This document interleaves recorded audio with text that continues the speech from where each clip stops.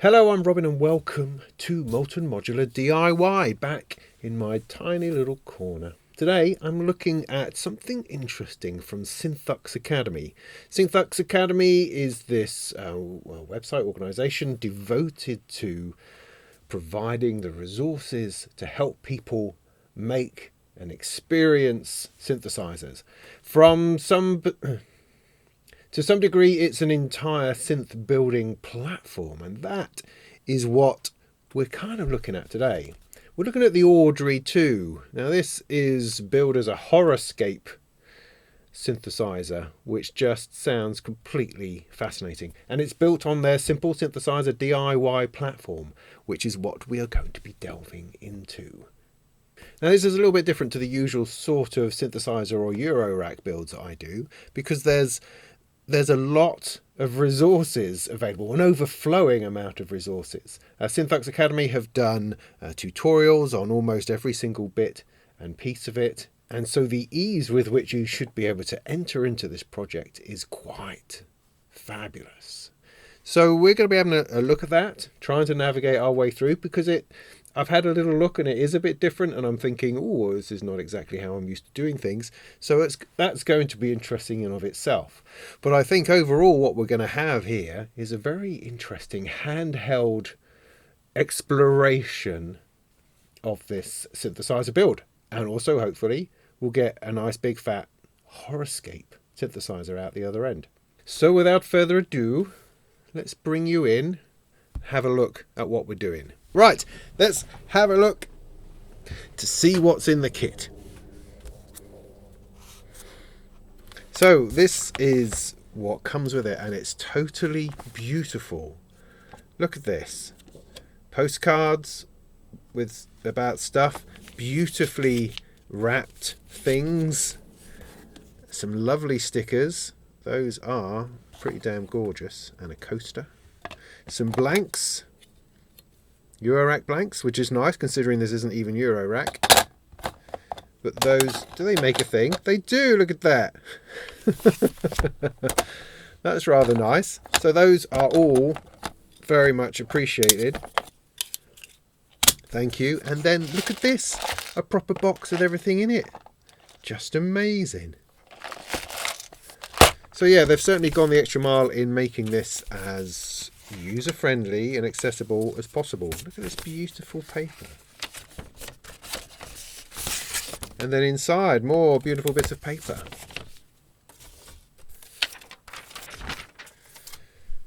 So this is our front panel, the Audrey II.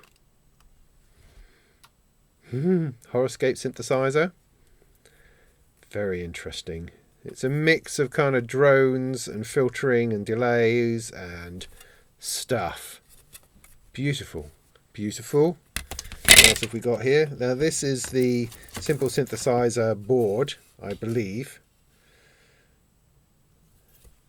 And what we're seeing on here in this rather amazing thing is that this is where all your components go. So everything is sort of connected to each other. It's like a very enhanced breadboard of sorts. So we're going to be plugging our components into these here in order to create the synthesizer. The idea being that you can use this platform to design whatever layout or components of synthesizer you want.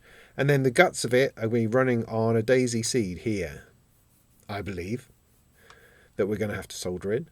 I think. We're going to get to all of this. And then you place your bits, put your front panel on, and bosh, you've got a synthesizer. So potentially this could be all sorts of different things. I think the Audrey II is pretty much the first official release of their own instruments. I mean, people are encouraged to build their own and prototype stuff on it, of course, and there's plenty of that around and things you can do with that. But this, I think, is their first sort of properly released synthesizer, and they're working on another one which is kind of a dual looper, which I've seen them working on, which is also fascinating. And I suppose potentially down the line, if you have one of these, you could then change it up to any of the others. But we'll see. We're just going to focus on what we're doing rather than trying to make assumptions about what it is the Synthux Academy is actually offering. So this is our board. This is, oh, another thing that I didn't, wow, look at that. This must be the back. That's beautiful, look at that. Really nice. Want to design an instrument? It says, come along and do the thing there. Fantastic. Tutorials, information about yourself, discover unique instruments, all on the Academy. Just lovely. I love what they've done. I love the presentation. I love the stylings of this, the seriousness and the quality of it is all just exemplary. Loving it. Right. Now we need to get down to the sort of nuts and bolts of what it is that this is going to be about. Look at this. Just amazing. Amazing. Right. So we're not used to this kind of level of stuff going on. But hey, look at all these weird things. Crazy. So the first thing we need to do in that case is look at the instructions. Audrey II assembly tutorial. There we are. So on this page you'll learn how to assemble and solder your Audrey II Horrorscape Synthesizer. Please take your time as you'll progress, in particular when soldering the Daisy seedboard. Embrace the journey and feel free to ask for help on the Discord server. Very nice, thank you very much. So before we get started, they say it's built on the Simple Designer board. If you haven't built one of these before, then check out our video course here. Right, so this video course is an entire bunch. So when you get your of videos, it's an entire course of videos which takes you through the basics of building their Simple Synth, their simple platform, which is this thing that I've got here, this thing that I'm talking about. It goes through the tools, it goes through how to connect things and what it all means and how to put the Daisy in and all this stuff.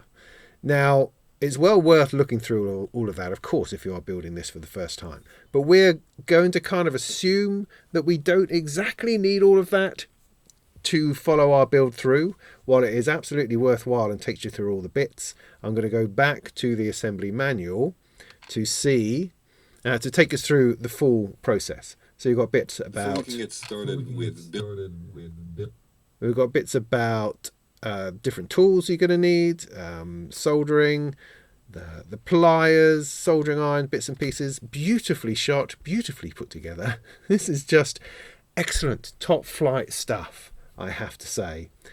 So we're going to ignore all of that, go back to our manual here and just try to follow our way through the Audrey II tutorial. So what you've got is a build tutorial video.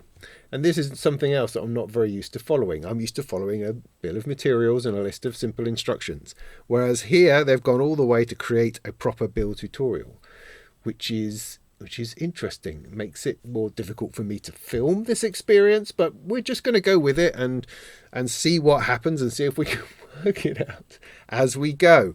And maybe I'll be having to cut this video down, or maybe I'm going to have to sit here and watch half an hour's worth of video and then come back to it. I don't know. We'll work it out as we go, all right? What I'm trying to do with this video is hopefully capture the user experience so that if you decide to get one of these, you'll have some idea as to what it is that you're letting yourself in for. So what it says is that the build video here skips the soldering of the female headers and Daisy seed itself. If we need help with that, we should go down to the preparing the board with a step-by-step guide for soldering the headers. We will probably do that, I should think. So I guess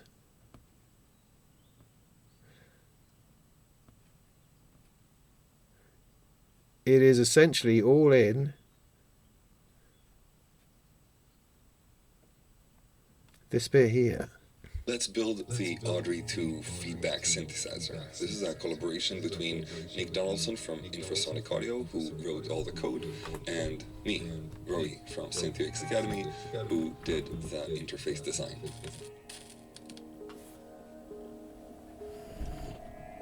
This is a feedback synthesizer with reverb in the feedback loop. Carpless strong string going into the reverb filter, low pass. All right, well, we know what it is. We want to know how we build it. Okay. This is a perfect beginner's build because you actually don't really have any small components here. You just need to connect a few potentiometers, jacks, and a switch, and you have an instrument. We're going to start with the potentiometers and the jacks. We can follow the diagram on GitHub and make sure that we put the components where they are in the diagram. Once we have that set, we add 2 washers on. Okay, so evidently we're going to need to put the daisy seed on, as that definitely appears to be there already. So that is our first step. Before we start plugging all the rest of the bits in, we start putting the pots in and bits and pieces, let's get the daisy seed plugged in, sorted out, so that we have a good place to start. Does that make sense? Are you with me?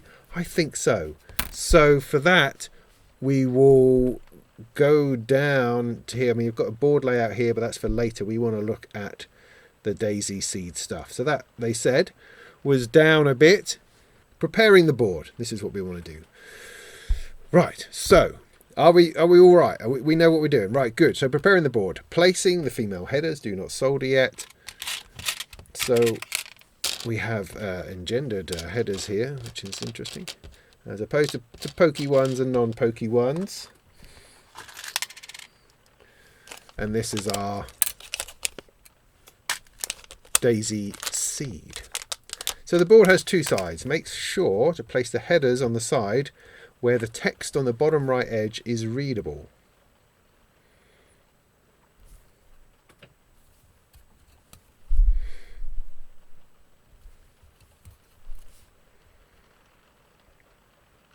What? Yeah, awesome. Always throwing myself in there going, what the heck is going on? So, I mean, here's text, that's readable. Here's text, that's readable. It should say simple version 01 February 22. Oh, okay. Well, that's not on that side.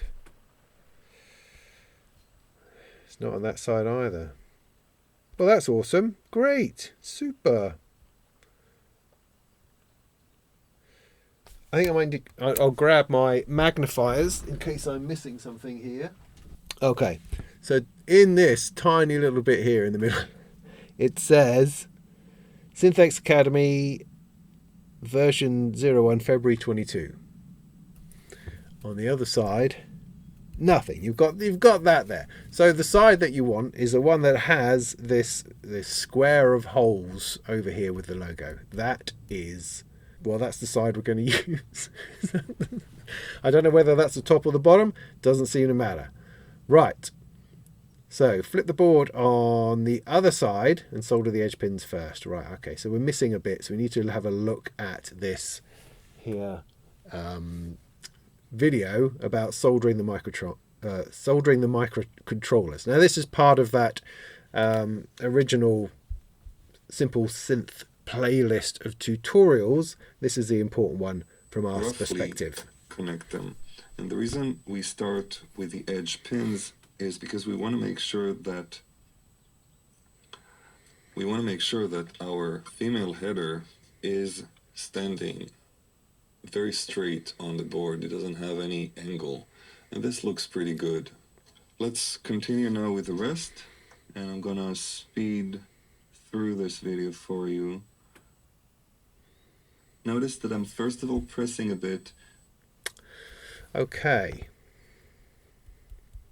Make sure you place the headers on the side where the text is readable. Right, so my understanding is that these are the headers, these ones here, I believe, are the right ones, because these are the ones that the daisy is going into. So you need to have sockets at the top in order to plug the daisy in. Yeah, does that make sense? So these have to go in, and they have to go in the side that has this facing up. Are you still with me? So these are going to go along over here. Now they're not long enough. That's a shame. Maybe there's longer ones. No. Okay. Now I have 3 of these, so it could well be that I'm needing to cut them up. I've got one lot going in like that, another lot going in like that, and I've got room for 4 here. Now on that picture that you can see in the middle, their headers go all the way through, all the way along, and they're definitely soldering them all the way along. So let's just go back a second. The first thing to do when we want to connect the daisy seed into the simple board is to connect our female headers. These are the female headers. We have one strip here and another one here, and these should be soldered on the other side. And this is a good exercise in soldering, and we're gonna clean.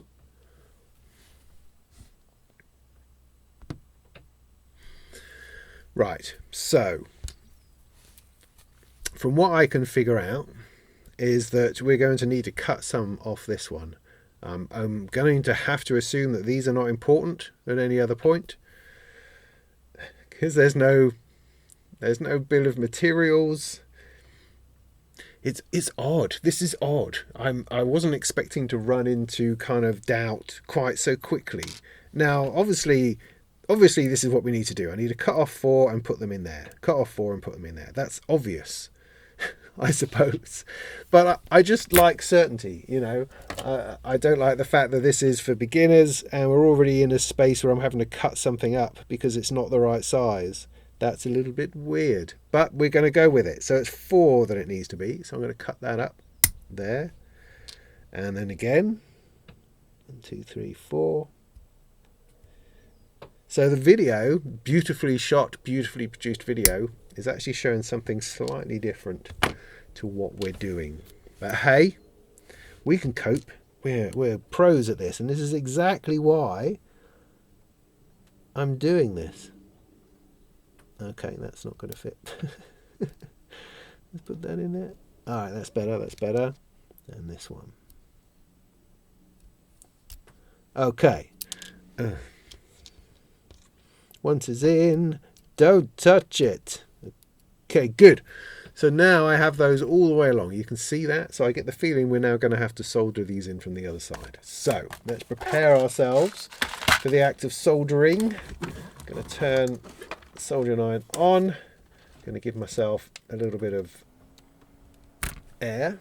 So we're going to need these to be absolutely right. Otherwise, the daisy's not going to work in there. So that's a little bit of a worry. I think what's important is that it's going to need to be steady and flat, and we're going to need to try this out and test it and make sure that that's doing what it should. So I've got a piece of plastic here that I put over the top. I'm holding on nice and securely, which helps me turn the thing over, hopefully, to flatten it down on here. So as I'm soldering this, what I'm going to do is I'm just going to solder one leg on each end, I think. So one on the 4 that's by themselves, and then one on this end, and then turn it back over to make sure that it's still all straight, because we have this gap, these 2 bits. It's going to potentially be out of whack, and we don't want that. No, we don't want that. So I've got solder. I have my soldering iron. So to make this work, have they already fallen out? No? Yes. Okay. Need to hold it flat as possible. Possibly I could put something under this side, but I don't want it to be anything other than completely flat. So to achieve that, I think we're going to have to just lean on it a little bit. So I'm going to push down hard, take this last pin, heat it up, offer it some solder, release. Keep it all flat. While I'm here, I'm going to do the same on this other side. That's good. Now while I'm holding this down, if I go up 1, 2, 3, 4, this is the right side, isn't it? I did do it at the edge. Yes, I did, that's right. So there's 4, so this is the beginning of the next one. I'm going to use that and put a single dob on there as well.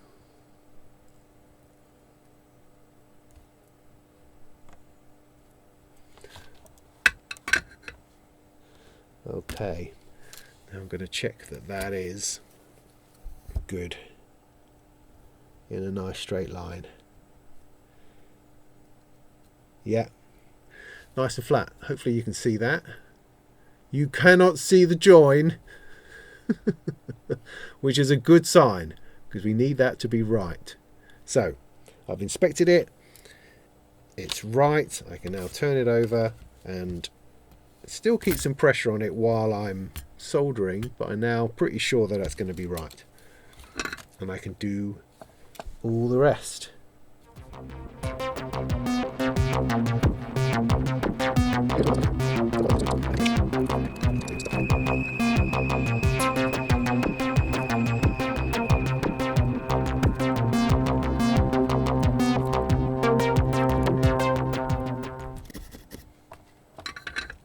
Good. It's looking all straight, looking nice. These socket headers are good, I think. Then preparing the microcontroller. Cut the male headers to size. Oh, alright then. I think ours has been the opposite. I think our male ones are, our pokey ones are to size. But I have different sorts. Microcontrollers have different amounts of pins. First, cut the unnecessary male pins. Important, cut only the male headers. The female headers should stay as is. But we were forced to cut the female headers because they weren't long enough. What is this? What does this mean? Let's have a look at our micro what's it to see if that can shed any light on this. Okay, so essentially our female headers were the right size. As you can see, look, we're only going to go up that far.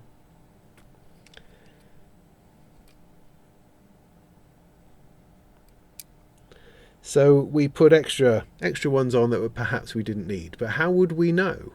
How would we know? It was not specific. So now it's telling me that there are different microcontrollers, so this could have been of a different size. I don't know. I'm slightly baffled. But hey, let's just keep on going, shall we? So with these ones, I guess what it's saying is that you should cut the male ones to the size of the microcontroller. Cut the unnecessary pins. This is so confused. I'm so confused. So we did this, right? We put them on the right side, the side that's got this. We've got our female headers on there, right? And then we flipped the board and we soldered it. We soldered that, we soldered them all in. Okay, we did that. Great. Number 3, cut the male headers to size. To what size? Presumably to the microcontroller size. I'm assuming this is the microcontroller, right? So they have different amounts of pins. I've got different sorts. That's the female one. We don't want to be dealing with that one anymore. I've got different sorts of these. Which ones do I use?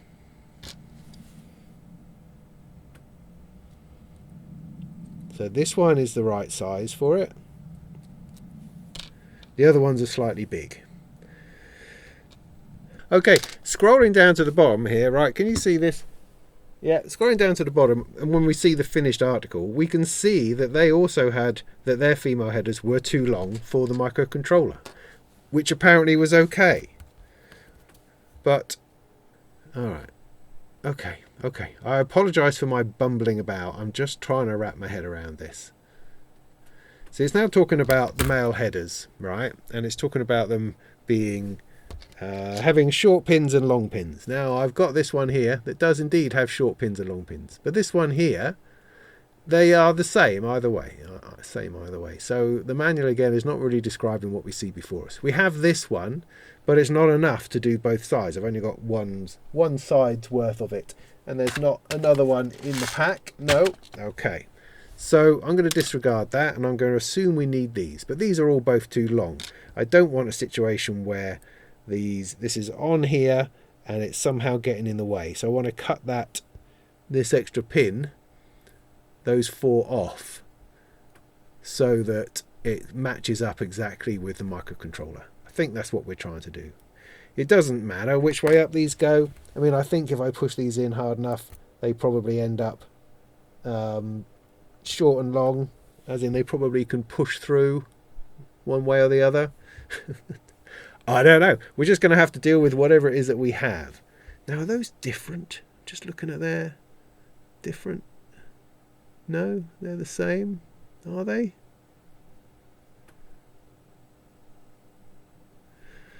I'm going to go back up to the video and just see if there's extra information here. Okay, let's go to the next. Alright, so the way we're going to be soldering the microcontroller itself is very carefully, because this thing is very fragile. We have here a microconverter. These are 3s. We can actually see that we have one long side, and one short side.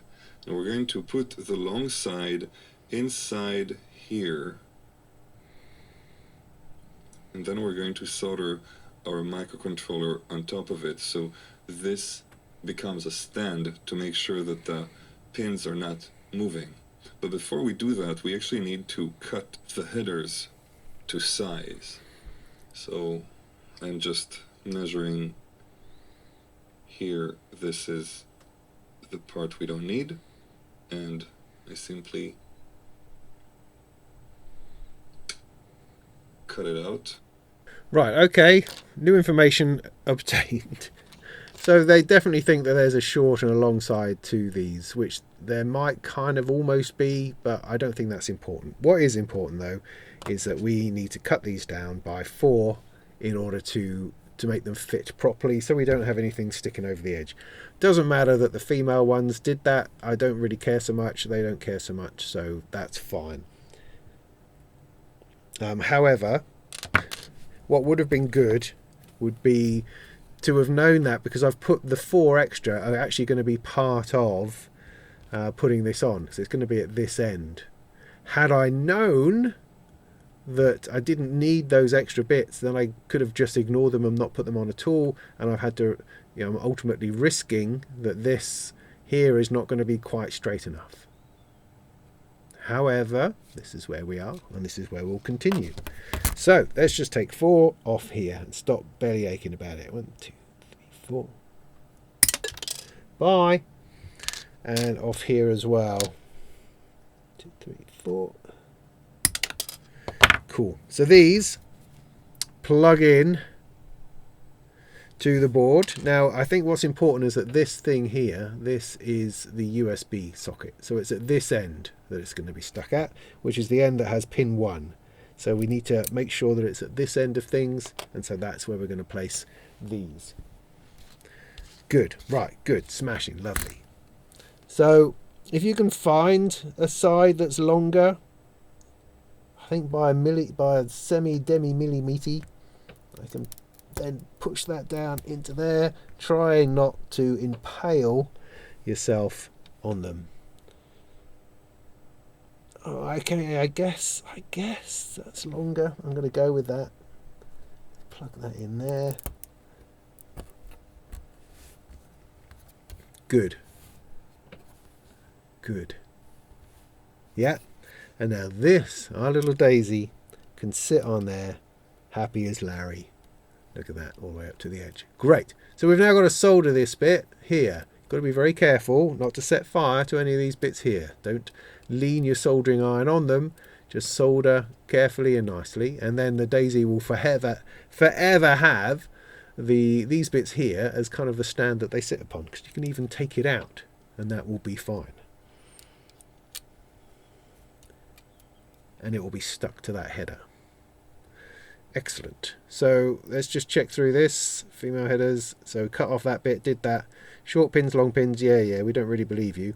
Place a microcontroller on top of the male pins, solder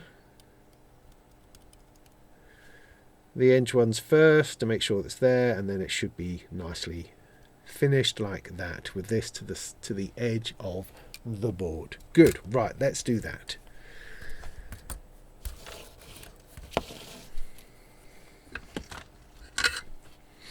Well, I'm glad we got over our initial bafflement. There's always something. I'm always amazed. Well, no, am I amazed anymore? No. I'm no longer amazed, I suppose. As in, it's always possible, regardless of how conscientious you are or how well you've done your documentation, to just forget that people who are coming to this for the first time don't have all of the knowledge that you have. And so it's very, very common for manufacturers when producing their documentation just to make these simple assumptions that people know what a daisy is, what it looks like, how big it is. They know what you mean by this, that and the other. And there's the other assumption that the stuff in the kit is absolutely going to be absolutely what you're talking about. And that is not always the case. But it's hard. It's hard, I think, being a manufacturer producing your own documentation. Always difficult. But that is part of what I hope to help with here. Because my bumbling around, getting frustrated, is exactly what people need to see so that they can avoid those sorts of things. And also, with a bit of luck, if Synthux gets to see this, they could perhaps just add a couple of extra notes to the documentation, saying things like, get out the daisy, check how big it is. Check that you have this thing's the right size and that's the right size. You should have 3 of these and 1 of those. If it's not big enough, make another one. Stuff like that.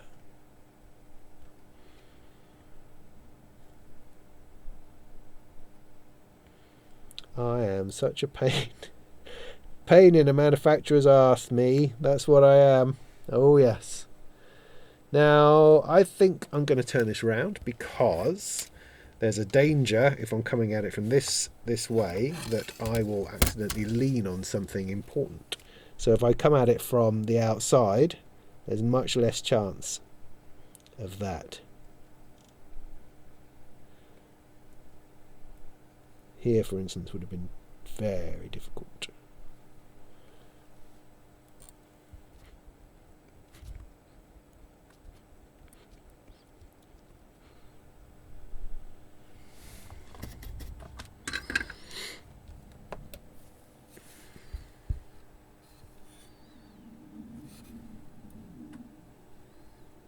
That's looking good.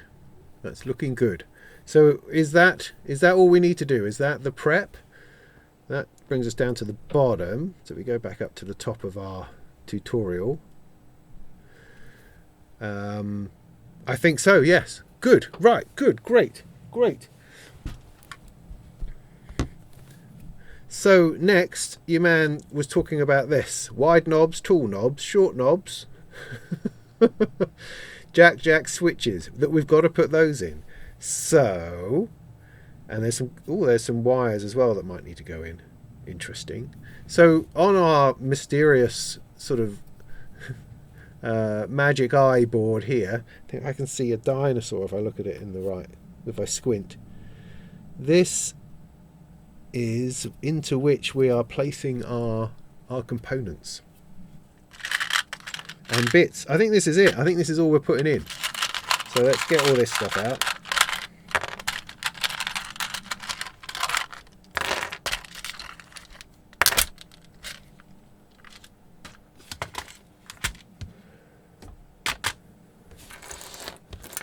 Lovely bits. So let's see what we've got. So that's a patch socket switch. Put those to one side. Then I've got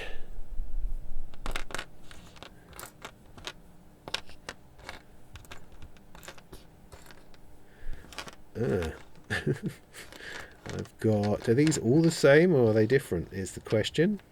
Alright, so those are B10Ks. That's a B10K.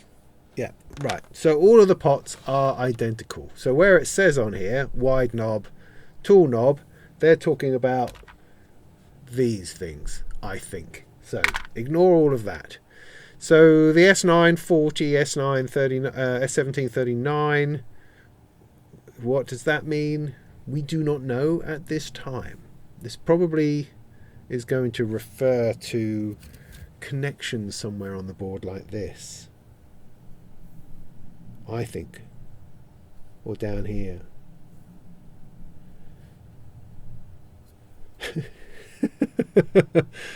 I mean, I am hampered slightly by the fact that I haven't looked through all of the initial tutorial videos, so maybe that would help me in this juncture. But so, for instance, the one over here, it says it's S940.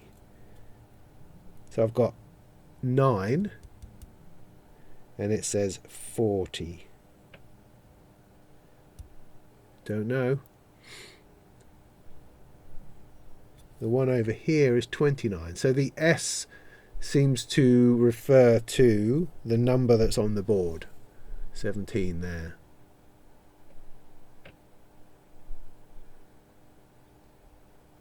And I think these just go on. Let's have a look, shall we? That one there, S9. There's the 9, which goes with the S9. What the 40 means, don't know. I think that's going to be something to do with that row of numbers at the bottom. We'll look at that in a minute. But that's S9, because up here it's S17, this one. So how are these going in? So look at S9 here. There's a socket for 3 that goes over there. That's not going to be it. Down the bottom is a socket. That looks pretty convincing. So you've got two lugs here and then 3 along there. So I'm going to plug that in there and see what happens. Okay, that plugs in relatively securely. Let's pop back up to our video to see if we can make any sense of that.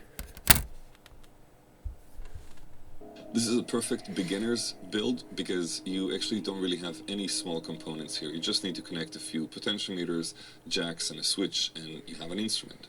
We're going to start with the potentiometers and the jacks.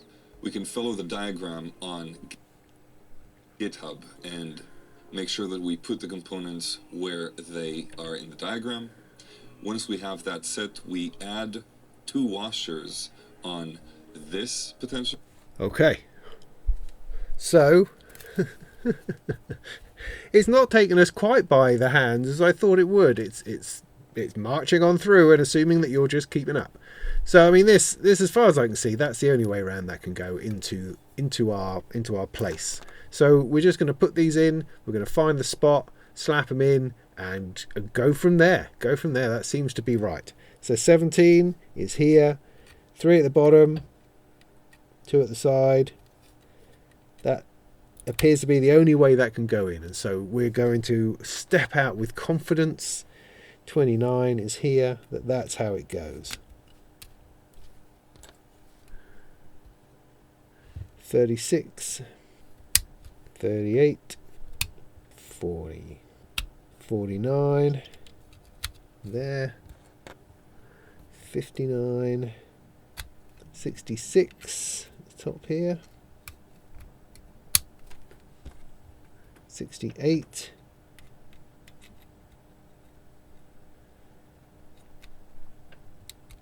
70. Good, those are all in. Then jack sockets. So how are these going in, do we think? These have got 4 bits underneath.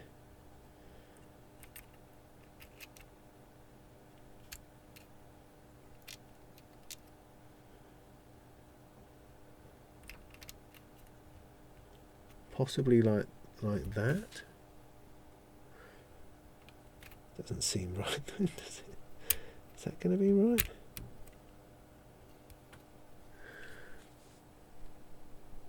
Yeah, no, that is right.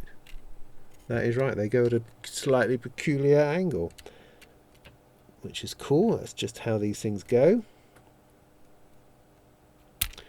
Right, now I've seen something else now. I just want to show you.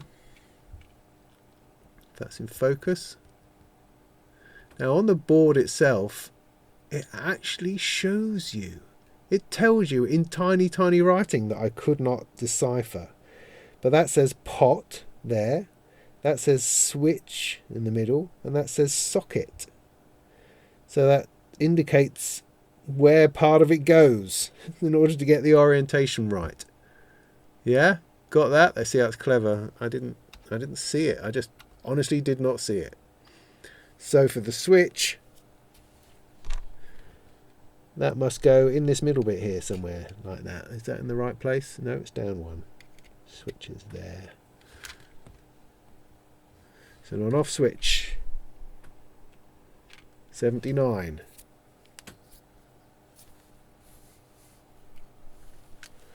Good. So there we go. That's all our bits in. Now he's been talking about washers. Need to go on to the next bit.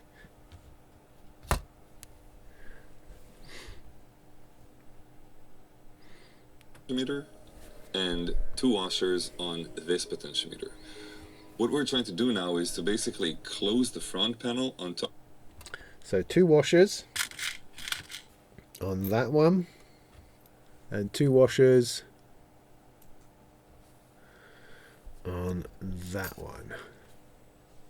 Top of the components and then solder. This will allow us to keep all the components in place, so no matter if we take off the front panel or put it back, it'll always fit perfectly because the components were soldered with the front panel connected to them.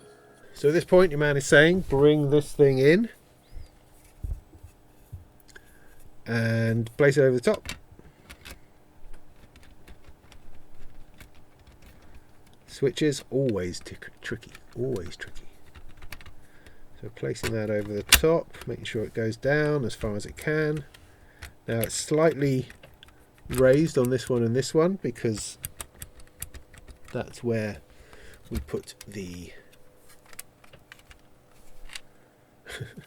I'm just looking. That's where we put the 2 washers. Everything else is slightly raised. The switch is the one we're going to be starting with. Note that it's a bit loose, and that's okay. It's going to be soldered into the board, and the way that we're going to be doing it is, first of all, we're going to lay that board flat. We're going to add a bit of solder to our soldering iron. Right, so we need a couple of nuts in order to hold the board on, where we put our washers. And then we're going to turn it over and do all the soldering. Now, your man says that the switch is the tricky one over here because it pops straight out. You see that? Can you, what are we doing? See that? And we're going to want that to be up there. And that's going to pop out.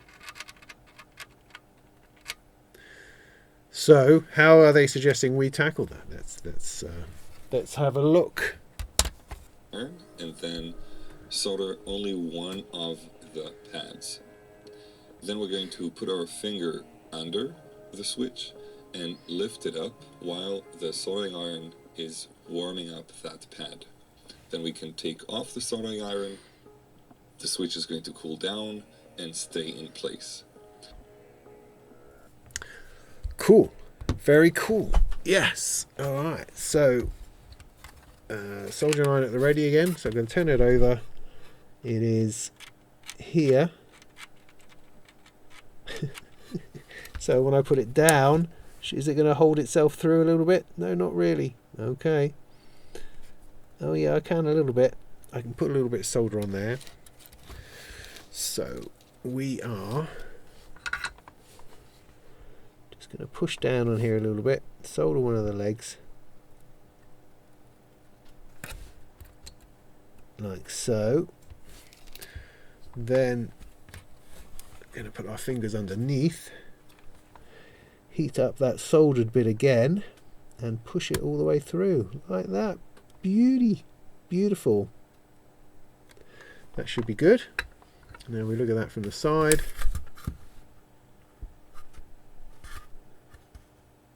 That's good. And solder the rest of it. Okay, no, that's good. So just turn it upside down and go through your board, see if you can find anything that's sticking through and give it some solder.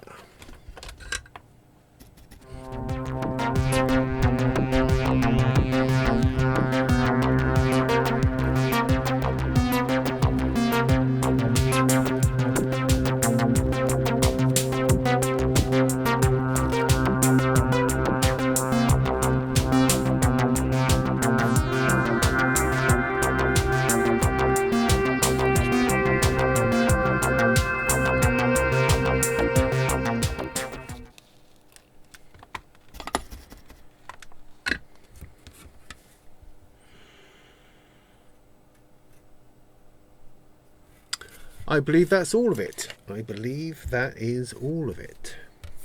Right, what happens next? And once we're done with that, we have all the components connected. We can take off the front panel and let's get started with wiring each of the components to the microcontroller. Ooh, that's interesting. Right, so we're not done yet then. More to do. This is where all these yellow cables comes in.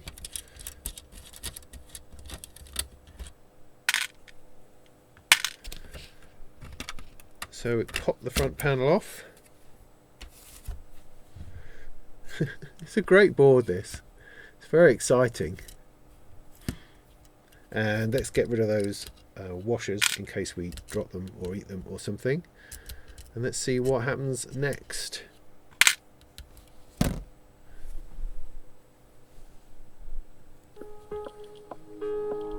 Okay, the next step is to take the yellow wires that came with the kit and connect them all based on the diagram on GitHub. The first thing we need to do is to connect the ground. We have two grounds, digital and analog, and we have VCC.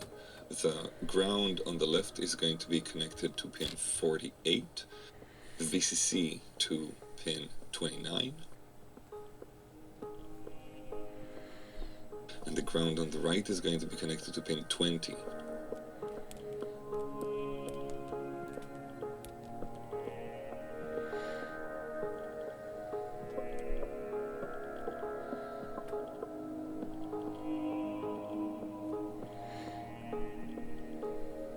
Alright, hang on a sec. So, there's potential wire stripping shenanigans required at this point. Do you have to do that? I mean, probably not. You can probably have enormous wires sticking out of things like that, but it's ultimately going to get in the way, isn't it?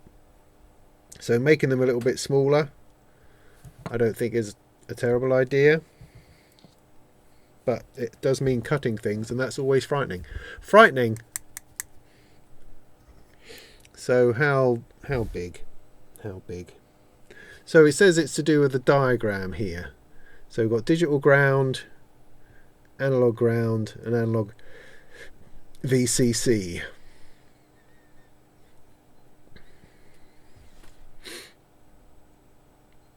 Okay, we don't have different coloured wires. We're just going to have to do this. So I've got ground goes to 48, so it's really not very long. Alright, I'm just going to cut this in the hope that that's going to be alright. Like that. And then do stripping that I'm just not very good at.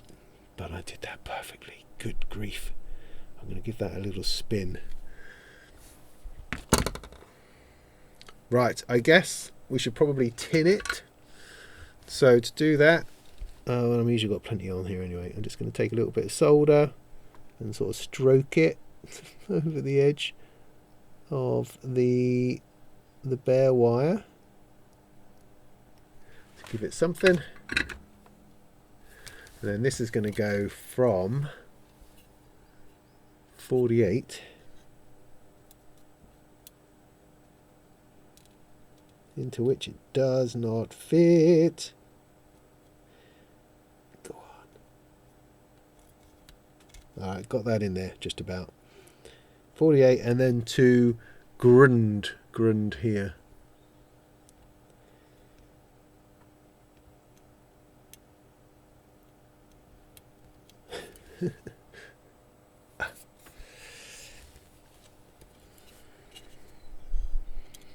What you don't want is a little pesky bit coming off. Okay, good, that's through. That's through. That's cute, that is.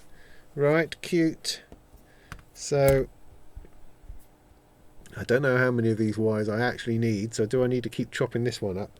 I probably do. If I cut this in half, then I can do that other bit there. Let's try that. Let's try that.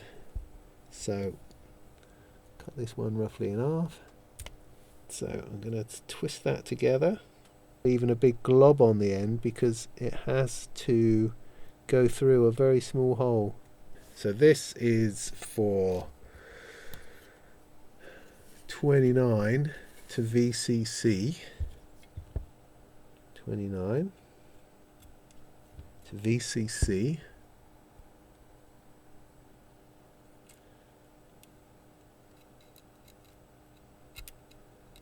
Yeah, it's a bit lumpy, but it'll do. And this one, I'm going to have to strip at both ends. Better, yeah. Crappiest tinning anyone's ever seen in their lives, happening right here.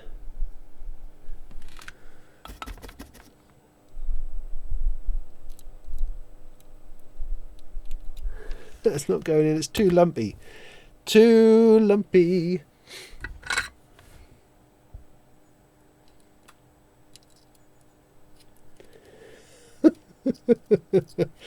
This has all gone bad. 20. Go on, get in there. No, that's untwizzled itself.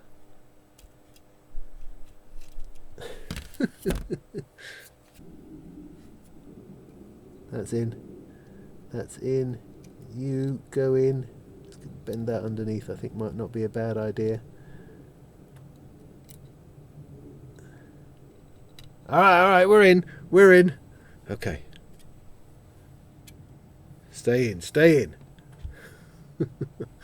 Right, so this one should cross over, essentially, from 20 to ground and from 29 to VCC. This one is 48 to ground. That's my understanding of this so far. What a palaver. But that is what he's doing. And that, I think, I have to solder. Let's do that. Let's definitely do that.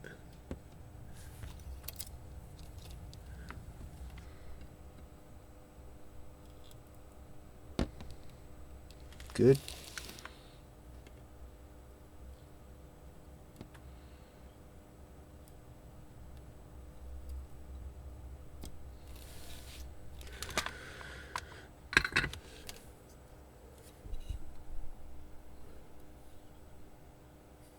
Well, it's in. Not terribly sure about how great that is, but it's definitely in. Lovely. So, there's only a couple of minutes left on this video, and I guess we're going to be done by then.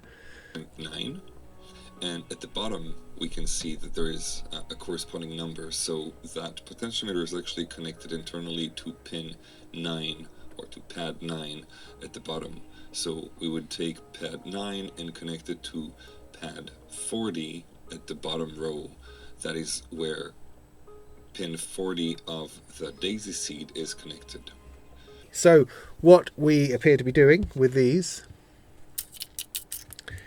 is going from, okay, so these bottom row here, let's bring you in so you can see this. So you see this row of numbers here, 6, 8, 10, 7, 9. It's an odd way for me to describe them, but these refer to the different pads going up. Yeah? So we've got 6, 7, 8, 9, 10. So the one we want is 9, which is what our pot is on here. Our pot is on number 9. This is the connection to that pot. And this needs to go to whatever number along here that it says on the diagram. So on the diagram, we've got S9 goes to 40. So 40 along here to the 9 on that. And then this one, 17, 39, so on and so forth. So that is what we're going to have to do here with our lovely yellow cables. He wasn't doing any more cutting, so evidently the length of the cable is not important after all my fussing around before. Hey ho! So this has just got to go into 9. And I wonder whether it's worth soldering as you go. And that goes into 40.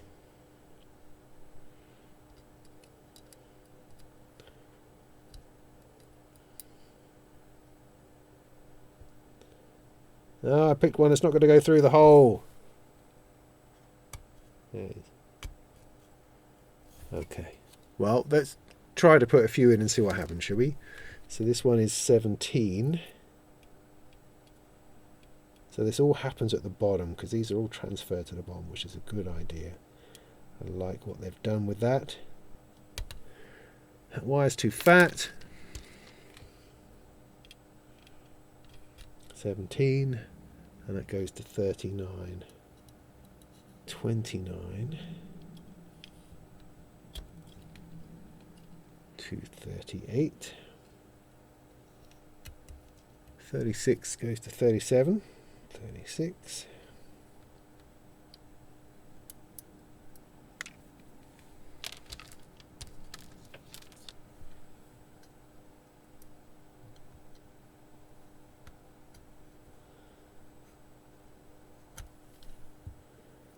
Goes to 37. 38 to 36. 40 to 35. Oh, come on. And in case you haven't sort of twigged this yet, these numbers along here are extrapolations from these pins. So these are the pins, these are all the different pins on the daisy, and we're routing the pots and various bits into here to control elements in the software. That is ultimately what we're getting to. So I think I'm going to solder these particular bits because I feel that if something comes unplugged, it's going to start getting complicated. I don't have anything to press down on because it just sinks away because of the cables. Lovely. Right, keep it on going. 49.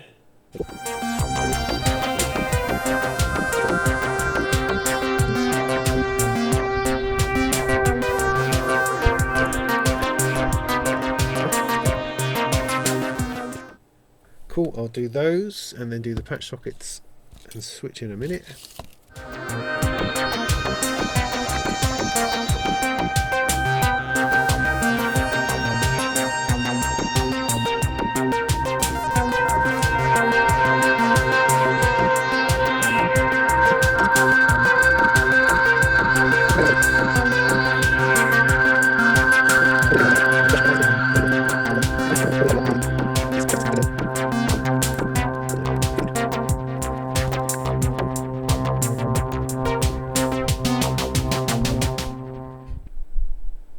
Those ones look terrible.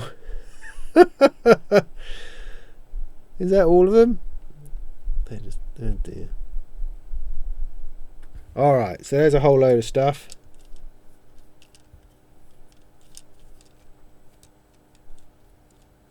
I don't appear to have messed it up. That's good. That's good. Crazy looking. Crazy looking. Right, what was your man saying next? Last thing we need to do before we can actually close the front panel and start to play the instrument is to install the program on the microcontroller. The way we do this is in 2 steps. First of all, we go to GitHub and we download the bin file. And then the second step is to go to electrosmith.github.io/programmer. This is the DAISY programmer, and flash the code from there. We need to press boot reset on our DAISY. This allows us to install a new program on. Right, so we need to download the code. I wonder where the code is. Right, there appears to be a link here to the GitHub open source library.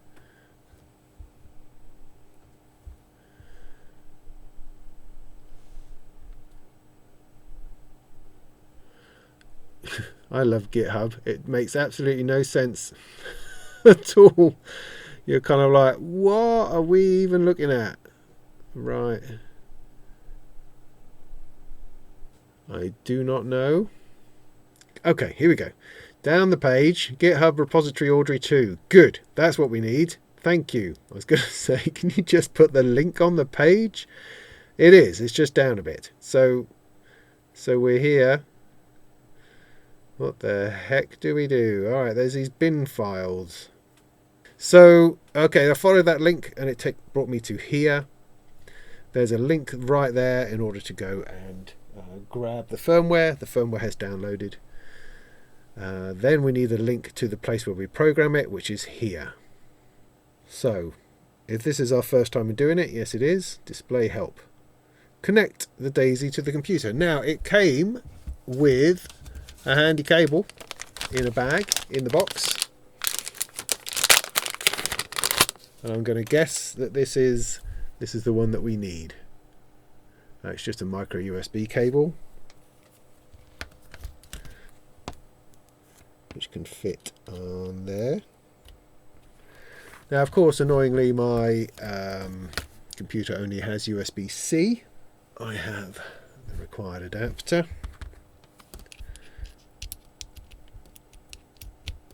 Like so. Connect it to the computer. So it's not a very long cable. I've plugged it in. And I've got a light. Can you see that all right? This is not great. Not great at all. However, it'll work. It'll work. So click the enter the system bootloader by holding the boot button and then pressing and releasing the reset button.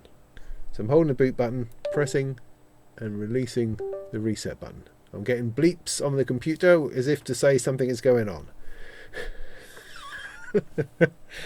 Then we click the connect button.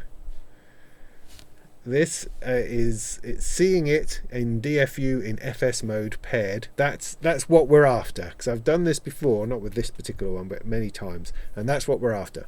However, in Windows there's often a problem, so you might have to do some shenanigans, but that is actually detailed on the Synthux page.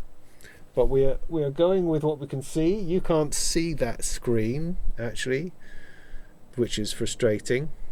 But a little screen has come up that says we should connect to DFU in paired mode. You can see it on this bit here. Can you see it on there? There we go. There's a little screen come up. I'm sorry, it's all at this weird angle because the cable's not long enough. I should probably use a different cable. See that? Good. Select it. Press connect. Okay, we're in. We hope.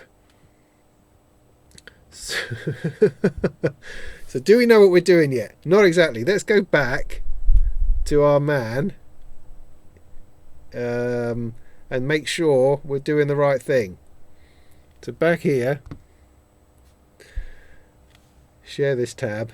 Right, I'm on it. On the DAISY itself. On the programmer, click connect and choose your DAISY. Now click choose file and navigate to where you saved the bin file. Select and click program. Once it's done, you should be able to hear sound from the 2 outputs. We can now put the crazy. Right. So we're going to go back to our DAISY thing. So on here, I choose a file. I select the thing that downloaded, which is an Audrey II version 3 bin. Click open on that, and I hit program.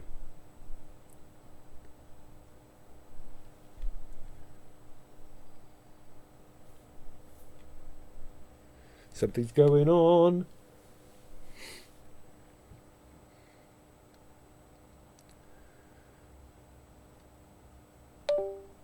Alright, it says it manifested a new firmware and it's done. Ta-da! Okay, that should be it. Great. Let's go back to our instructions. And it's saying that it should now work, pretty much. So, Front panel on top. So add 2 washers to each pot. Close with all the nuts. You don't need any tools for that. You can just... And then put it on with the nuts. Right, so lots of washers then. So it's 2 washers for every pot. 2 washers for every pot. I think that's right. And we've got to kind of squash down all this stuff. Alright, let's just see what happens. I think it's all going to be poking out the bottom. I don't really care. Just as long as you can get to your pots, I suppose, is what's important. Like that.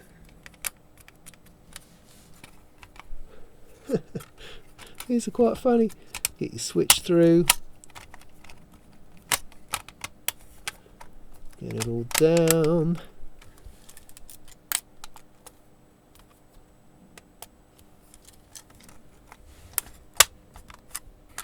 It's interesting at this end, right? I've got something sticking out of the top of the daisy, which is actually preventing it from going all the way down.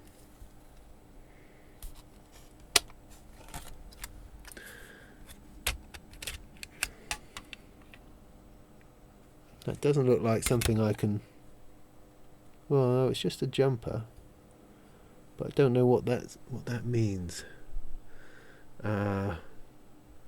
There was a picture further down, wasn't there? Okay, that doesn't have anything on it. So I don't know if yours is like mine, but I've got this big chunky bit. I've got this big chunky bit on my daisy, which is actually interfering with the top coming down. But then if I take it off,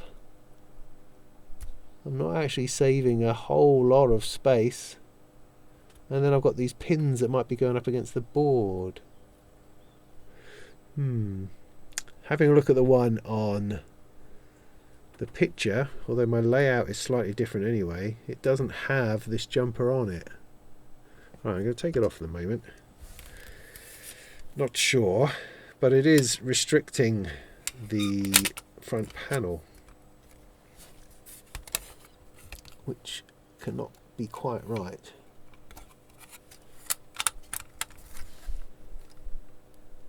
See, it's still restricting it, and now it's going to be shorting it out. Although it shouldn't short it out, it's not metal, is it?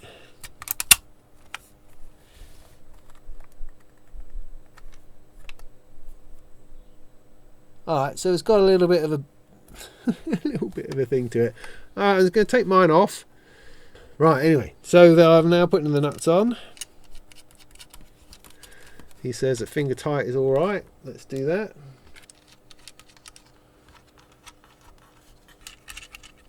There doesn't appear to be a nut for the switch, but there are these 2 for the patch sockets. Alright. I love these cables poking out the bottom. That's fantastic. I could probably squish those in there a little bit or something. Or maybe it's part of the horror aesthetic.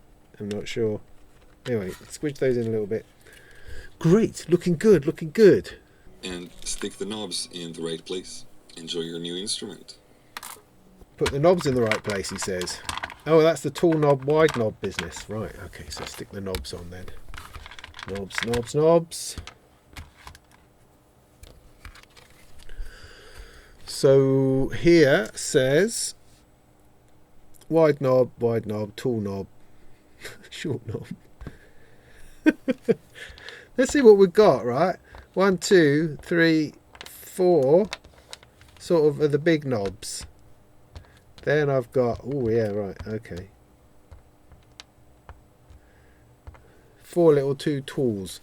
So wide knob, I'm assuming it's going to be this one. Now the way these are, they're just orientated to the flat bit on the pot neck.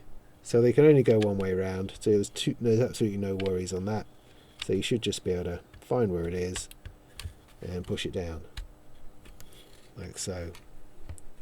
Nice, nice. Another wide knob it says over here. Frequency. Wide knob over here. For time. And a wide knob down here for body. Short one for here. Not sure that's right. Is that right? Yeah. Gotta be sort of that way around. Ugh. Alright. Takes a little bit of grit. Knob short, short knob.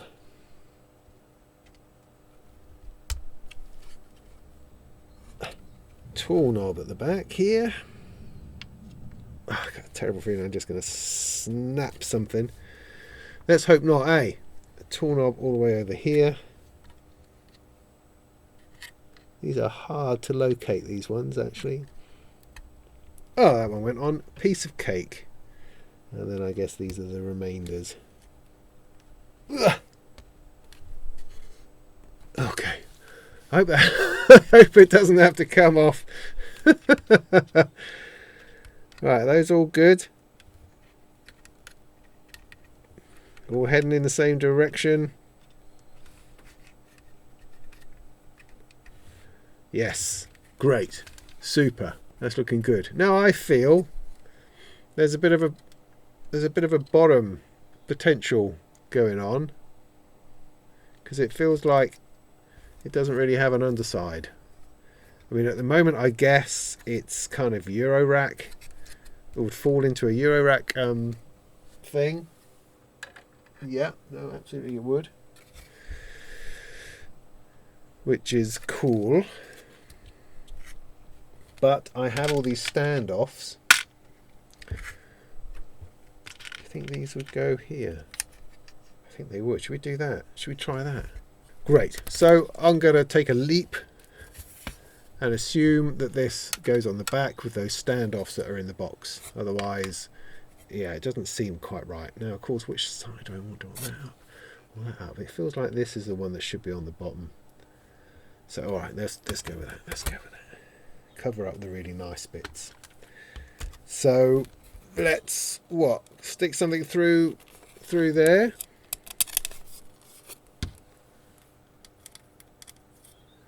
Screw it onto the standoff. I think so. I'm just doing it, just going with it.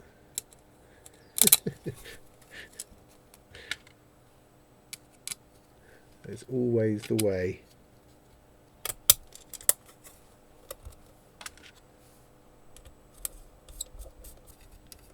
So then we're going to sit this on top.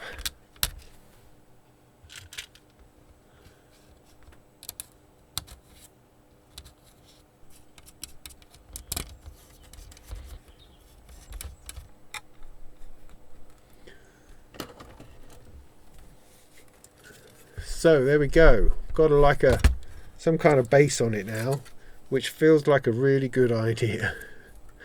So what we've got to do now, I guess, is power it up and see if it works.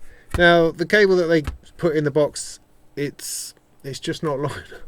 It's not long enough, which is a shame. I mean, you know, I'm sure that a cable this long, it might cost 50p, and probably one that's a meter long would cost maybe 52p. Who knows? But I mean, I'm not close enough to anything in order to power it. It needs to be a little bit longer. So I'm sorry about that. I'm going to see what I can find that's gonna do that job. Here we go. Here we go. Is that the right sort of thing? I think so. Now, I'm also making the assumption that power, the only power that's required, comes through here. Because they haven't actually said how you plug it in. There's no other power. There's a thing here about Eurorack power,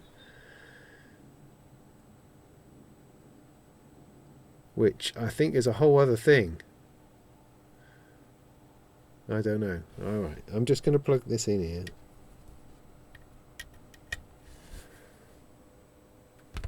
And let's see if we can get some sound out. Right, so there's a little red light on the Daisy. I don't have any lights anywhere else. So 2 outputs. I'm assuming that's going to mean it's stereo or something of that nature.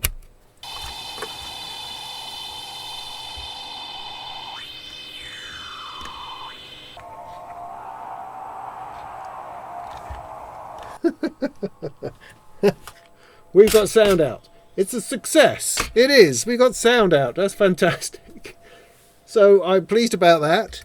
I'm going to give this a proper test. I'm going to change the cameras around and get some sound plugged in so I can record it and hear the sound, so we can have a really good look. Oh, I'm loving it already. So yeah. All right. So success. That's good. We're going to plug it in, have a look, and see what that sounds like. But in terms of the build, other than some initial hiccups where I think there is presumptions being made by the documentation over what it was that was in the box and what we had to work with, and so it was kind of just getting the hang of the way that they were documenting things and how things were going, and I think trusting the process, trusting the videos were going to sort us out in the end. But I mean, overall, it wasn't a difficult build by any stretch. As I say, little bits of confusion were ironed out as we went, and we got there. The video on how to do it was great. Largely, it just could have paused on a little bit. It's like the first pot you put in. Just show how that goes in entirely, so that you can then proceed confidently. Because they sort of went, just put those bits in. It's like, yeah, but how do I put those bits in? Well, I imagine had I finished the whole video course, I probably would have known better. But just a little pause reminder there would have been helpful, I think. But otherwise, yeah, that's come together relatively easy. What an interesting thing. Right, great. So I'm going to, as I say, reset the cameras, plug in some sound, and see if we can make this make some interesting noises.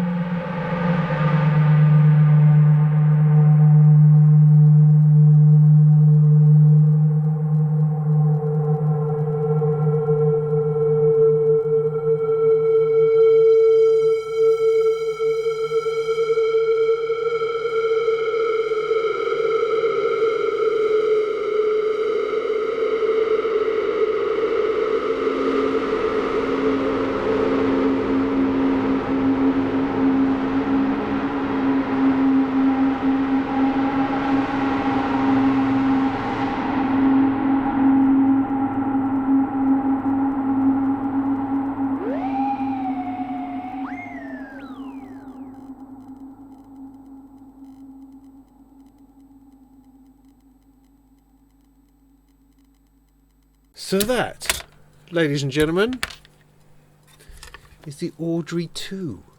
What an extraordinary little box. What a sound. That's quite amazing. All coming out of that daisy. Yeah. It's a brilliant concept. I love the whole idea about it. I love the idea of having this prototyping system of building synthesizers based on the programming of the daisy and then providing you with a proper hardware interface. I mean, we do a lot of breadboard stuff when prototyping, or other things with dangly bits and pieces, but nothing very rock solid, nothing that feels like an actual product as you're getting to that point. And this really does. And the size of it and the shape of it means that you can design and lay out exactly what you want. Design a front panel for it so it looks nothing like how it is as the Simple Synthesizer kit. It can absolutely be your very own thing. And that's really, really exciting. So you can go along to one of their workshops, perhaps, and come away with something which is exactly yours, down to the programming of the chips and the layout of the knobs and exactly what is going on. And that's a phenomenal resource. Absolutely, absolutely brilliant. There are other synthesizers you can upload and use. That's on the website that shows you how to make those connections and put them together and to create it. So you can, I guess you have to desolder it all and then resolder it, I suppose. I mean, that's not the end of the world. It's something which people do, but there is a certain amount of commitment that you put in to once you apply solder to the back of a device. You are kind of in it at that point. But it's quality hardware. The sound coming out of this is fantastic. It's worthy of being an instrument by itself. Absolutely, not just part of something which could be something else, if you see what I mean. It's not just a DIY platform for doing bits and pieces and messing about. It's a bona fide Audrey II Horrorscape instrument.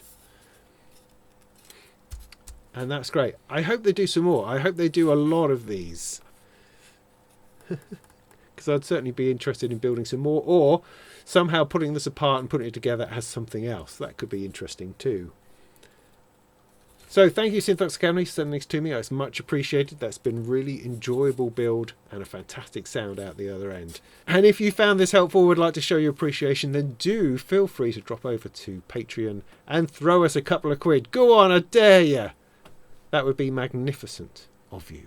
Otherwise, in the meantime, go make some tunes.